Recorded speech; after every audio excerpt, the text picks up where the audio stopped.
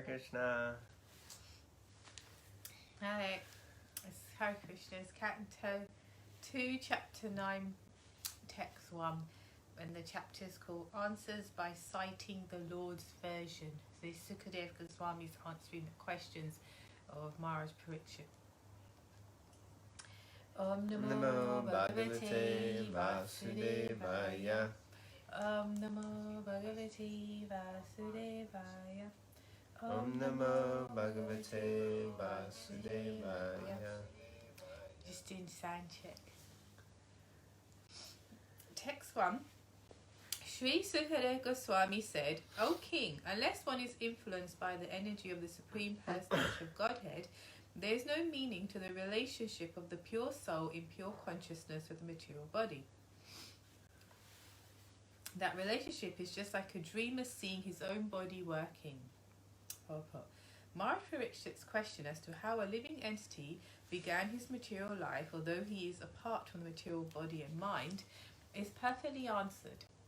The spirit soul is distinct from the material conception of his life, but he is absorbed in such a material conception because of being influenced by the external energy of the Lord called Atma Maya. This has already been explained in the first canto in connection with Vyasadev's realization of the Supreme Lord and his external energy. The external energy is controlled by the Lord, and the living entities are controlled by the external energy, by the will of the Lord. Therefore, although the living entity is purely conscious in his pure state, he is subordinate to the will of the Lord in being influenced by the external energy of the Lord. In the Bhagavad Gita 15:15, also the same thing is confirmed. The Lord is present within the heart of every living entity, and all the living entities' consciousness and forgetfulness are influenced by the Lord. Now the next question automatically made will be why the Lord influences the living entity to such consciousness and forgetfulness. Good question. The answer is that the Lord clearly wishes that every living entity be in his pure consciousness as a part and parcel of the Lord, and thus be engaged in the loving service of the Lord as he is constitutionally made. But because the living entity is partially independent also, he may not be willing to serve the Lord, but may try to become as independent as the Lord is. Makes sense? All the non-devotee living entities are desirous of becoming equally as powerful as the Lord, although they are not fit to become so. The living entities are illusioned by the will of the Lord because they wanted to become like him. Him meaning God. Like a person who thinks of becoming a king without possessing the necessary qualification. When the living entity desires to become the Lord himself, he is put into a condition of dreaming that he is a king. Therefore, the first sinful will of the living entity is to become the Lord. And the consequent will of the Lord is that the living entity forget his factual life and thus dream of the land of utopia where he may become one like the Lord. The child cries to have the moon from the mother, and the mother gives the child a mirror to satisfy the crying and disturbing child with the reflection of the moon. Similarly, the crying child of the Lord is given over to the reflection, the material world, to lord it over as karmi, and to give this up in frustration to become one with the Lord. Nice example, huh? Nice analogy, the mirror. Both these stages are dreaming illusions only. There is no necessity of tracing out the history of when the living entity desired this. But the fact is that as soon as he desired it, he was put under the control of Atma Maya. by the direction of the Lord. Therefore, the living entity in his material condition is dreaming falsely that this is mine and this is I. The dream is that the conditioned soul thinks of his material body as I, and falsely thinks that he is the Lord and that everything in connection with the material body is mine. Thus, only in dream does the misconception of I and mine persist life after life. This continues life after life as long as the living entity is not purely conscious of his identity as the subordinate part and parcel of the Lord. In his pure consciousness, however, there's no such misconceived dream. And in that pure conscious state, the living entity does not forget that he is never the Lord, but that he is eternally the servitor of the Lord in transcendental love. So nice statements explaining our misconception and the reason why we're put into illusion. And the Lord, as it mentioned, 15:15, Sarvasya Chaham Riddhi Sani Vishto Mata Smrtir Gyanam Apohanam Cha, that the Lord seated within the heart, and from him comes knowledge, remembrance, and forgetfulness. So why does the Lord supply these things? Because he gives forgetfulness of him so that we can pretend to try to be the Lord and try to enjoy. And that's actually mercy. But the reality or the true fact is that we are not the same quantitatively as the Lord, and we never will be. So only under the spell of Atma Maya, the illusion, can we actually think that we are. Otherwise, we're not. Yes. Yeah. Okay, text 2. The illusioned living entity appears in so many forms offered by the external energy of the Lord. While enjoying in the modes of material nature, the encaged living entity misconceives, thinking in terms of I and mine. Purport. The different forms of the living entities are different dresses offered by the illusory external energy of the Lord according to the modes of nature the living entity or the living being desires to enjoy. The external material energy is represented by her three modes, namely goodness, passion, and ignorance. So even in the material nature, there is a chance of an independent choice by the living entity. And according to his choice, the material energy offers him different varieties of material bodies. There are 900,000 varieties of material bodies in the water, 2 million vegetable bodies, 1,100,000 worms and reptiles, 1 million forms of birds, 3 million different bodies of beasts, and 400,000 human forms. Altogether, there are 8,400,000 varieties of bodies in different planets of the universe. That's important. Lots of times people ask, is that 8,400,000 species here? But that means 8,400,000 species within a universe. So that's important to gather. And the living entity is traveling by so many transmigrations according to different modes of enjoying spirit within himself. Even in one particular body, the living entity changes from childhood to boyhood, from boyhood to youth, from youth to old age, and from old age to another body created by his own action. The living entity creates his own body by his personal desires, and the external energy of the Lord supplies him the exact form by which he can enjoy his desires to the fullest extent.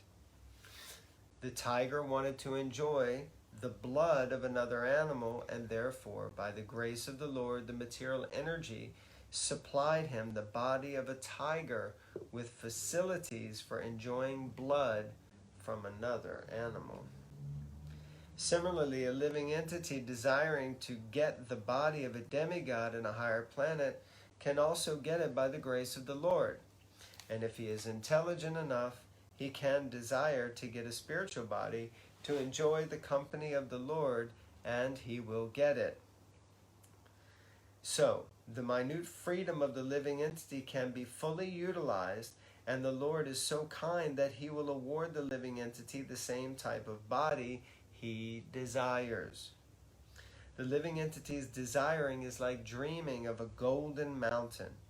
A person who knows what a mountain is, and he also knows what gold is, out of his desire only he dreams of a golden mountain. And when the dream is over, he sees something else in his presence.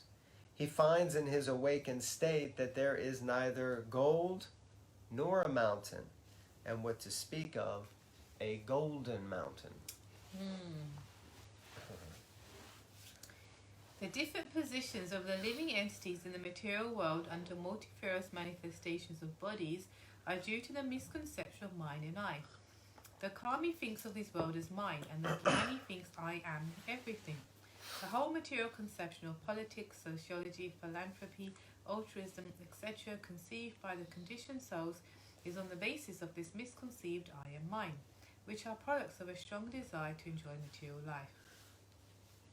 Identification with the body and the place where the body is obtained under different conceptions of socialism, nationalism, family affection, and so on, and so forth, is all due to forgetfulness of the real nature of the living entity, and the whole misconception of the bewildered living entity can be removed by the association of Sukadeva Swami and Maharaj Parikshit, as all this is explained in the Srimad Bhagavatam. Interesting.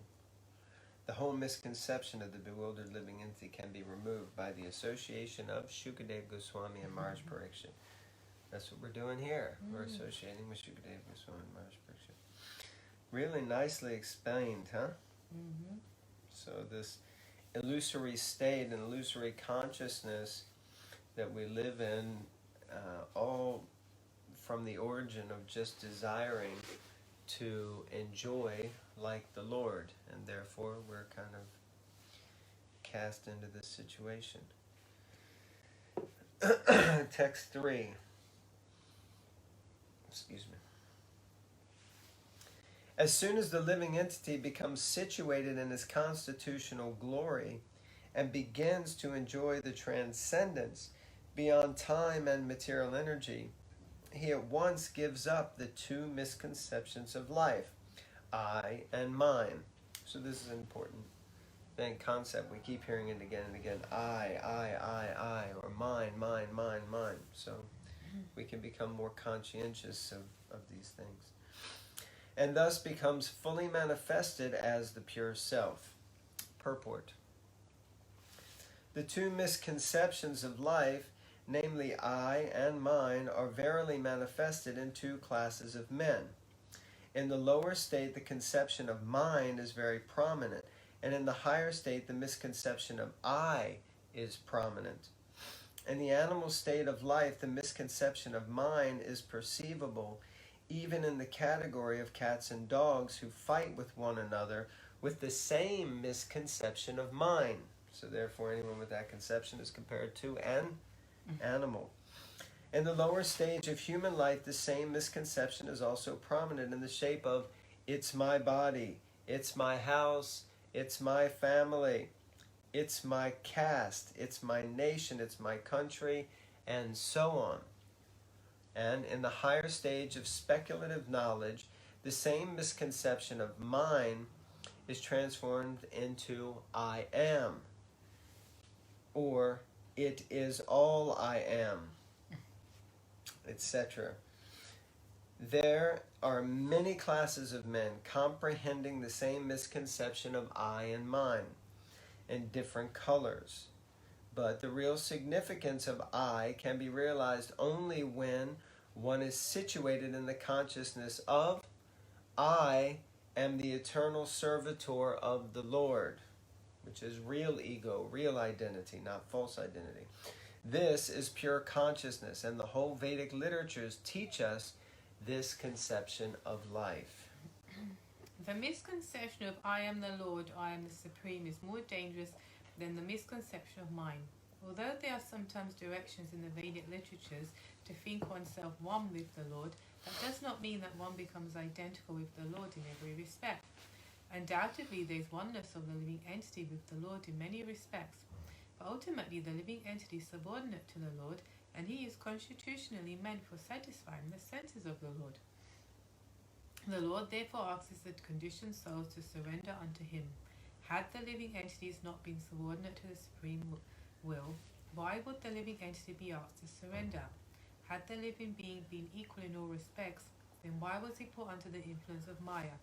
We already discussed many times that the material energy is controlled by the Lord. The Bhagavad Gita 9.10 confirms this controlling power of the Lord over the material nature. Can a living entity who claims to be as good as the Supreme Being control the material nature? The foolish I would reply that he will do so in the future. Even accepting that in the future one will be as good a controller of material nature as the Supreme Being, then why is one now under the control of material nature?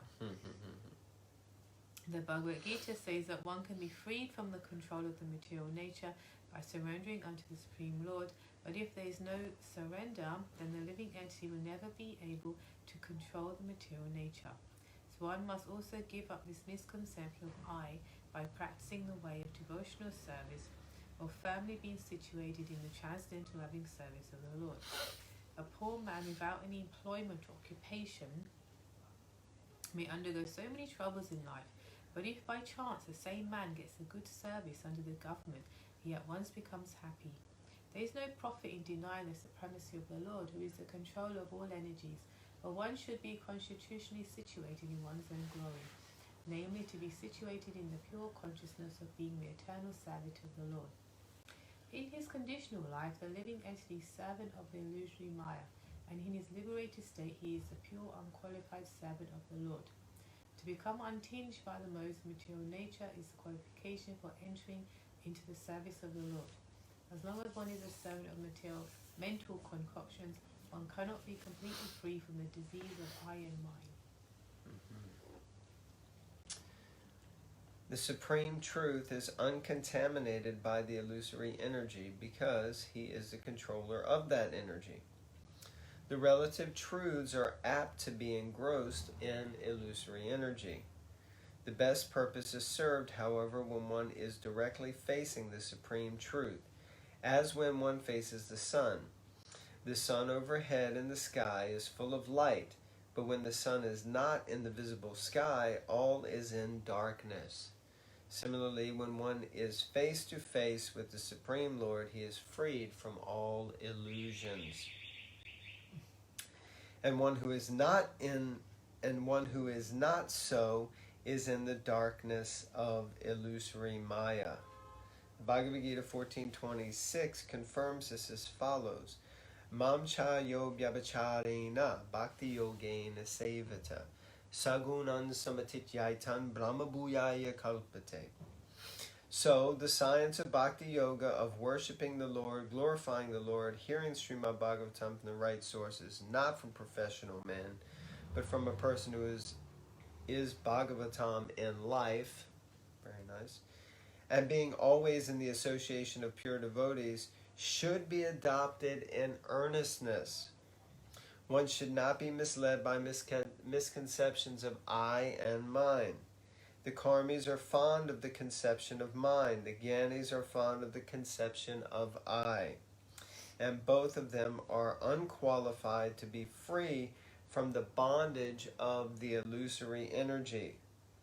Srimad Bhagavatam and primarily the Bhagavad Gita are both meant for delivering a person from the misconception of I and mine. And Srila Vyasadeva described them for the deliverance of the fallen souls. The living entity has to be situated in the transcendental position where there is no more influence of time nor of the material energy. In conditioned life, the living entity is subjected to the influence of time in the dream of past, present, and future. The mental speculator tries to conquer the influence of time by future speculations of becoming Vasudeva, or the Supreme Lord himself, by means of culturing knowledge and conquering over ego. But the process is not perfect. The perfect process is to accept Lord Vasudeva as the Supreme in everything. And the best perfection in culturing knowledge is to surrender unto him, because he is the source of everything. Only in that conception can one get rid of the misconception of I and mine. Both Bhagavad Gita and the Srimad Bhagavatam confirm it. Srila Vyasadeva has specifically contributed to the illusioned living entities the science of God and the process of Bhakti Yoga in his great literature, Srimad Bhagavatam. And the conditioned soul should fully take advantage of this great science. I think that's great. The explanation of I and mine, that the karmis, they're especially attached to this idea of mine, what's mine, and the gyanis are very much attached to this idea of I, meaning I am one with the Lord, I am God, I am like that. So, interesting. Any thoughts? Yeah, it's true. Oh, that's good. Text 4. O King, the personality of Godhead, being very much pleased with Lord Brahma because of his non-deceptive penance in Bhakti Yoga, presented his eternal and transcendental form before Brahma. And that is the objective goal for purifying the conditioned soul.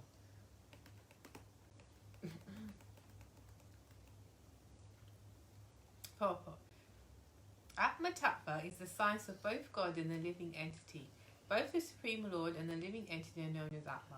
The Supreme Lord is called Paramatma, and the living entity is called the Atma, the Brahma or the Jiva. Both the Paramatma and the Jivatma, being transcendental to the material energy, are called Atma. So Sukadeva Goswami explains this verse with the aim of purifying the truth of both the Paramatma and the Jivatma. Generally, people have many wrong conceptions about both of them. The wrong conception of the Jivatma is to identify the material body with the pure soul, and the wrong conception of Paramatma is to think him on an equal level with the living entity. But both misconceptions can be removed by one stroke of Bhakti Yoga. Just as in the sunlight, both the sun and the world and everything within the sunlight are properly seen. In the darkness, one cannot see the sun, nor himself, nor the world. But in the sunlight, one can see the sun, himself, and the world around him. Srila Sukadeva Goswami therefore says that, for purification of both wrong conceptions, the Lord presented his eternal form before Brahmaji, being fully satisfied by Brahma's non-deceptive vow of discharging Bhakti Yoga. Except for Bhakti Yoga, any method for realization of Atma Tattva, or the science of Atma, will prove deceptive in the long run. Except for Bhakti Yoga, any method for realization of Atma Tattva or the science of Atma will prove deceptive in the long run. So Bhakti is really the topmost and only true process. In the Bhagavad Gita, the Lord says that only by Bhakti Yoga can one know him perfectly, and then one can enter into the science of God. Brahmaji undertook great penance in performing Bhakti Yoga, and thus he was able to see the transcendental form of the Lord. His transcendental form is 100% spiritual, and one can see him only by spiritualized vision after proper discharge of tapasya or penance and pure Bhakti Yoga. Interesting. The form of the Lord manifested before Brahma is not one of the forms with which we have experience in the material world. Brahmaji did not perform such severe types of penance just to see a form of material production. Therefore, the question by Maharaj Parikshit about the form of the Lord is answered. The form of the Lord is Satchidananda, or eternal, full of knowledge and full of bliss. But the material form of the living being is neither eternal, nor full of knowledge, nor blissful. That is the distinction between the form of the Lord and that of the conditioned soul. The conditioned soul, however, can regain his form of eternal knowledge and bliss simply by seeing the Lord by means of Bhakti Yoga. The summary is that due to ignorance, the conditioned soul is encaged in the temporary varieties of material forms, but the Supreme Lord has no such temporary form like the conditioned souls. He is always possessed of an eternal form of knowledge and bliss, and that is the difference between the Lord and the living entity. One can understand this difference by the process of Bhakti Yoga. Brahma was then told by the Lord the gist of Srimad Bhagavatam in 4 original verses. Thus, Srimad Bhagavatam is not a creation of the mental speculators. The sound of Srimad Bhagavatam is transcendental, and the resonance of Srimad Bhagavatam is as good as that of the Vedas. Thus, the topic of the Srimad Bhagavatam is the science of both the Lord and the living entity. Regular reading or hearing of Srimad Bhagavatam is also performance of Bhakti Yoga, and one can attain the highest perfection simply by the association of Srimad Bhagavatam. Both Bhaktivedanta Swami and Maharaj Parikshit attain perfection through the medium of Srimad Bhagavatam. Jai, wonderful. There you go. So, hearing Srimad Bhagavatam is the perfection and is also Bhakti Yoga. So we are performing Bhakti Yoga now. So welcome to your yoga class. This is it. We're performing Bhakti Yoga now. How are we doing for time? I think we'll stop there. Yeah, you sure?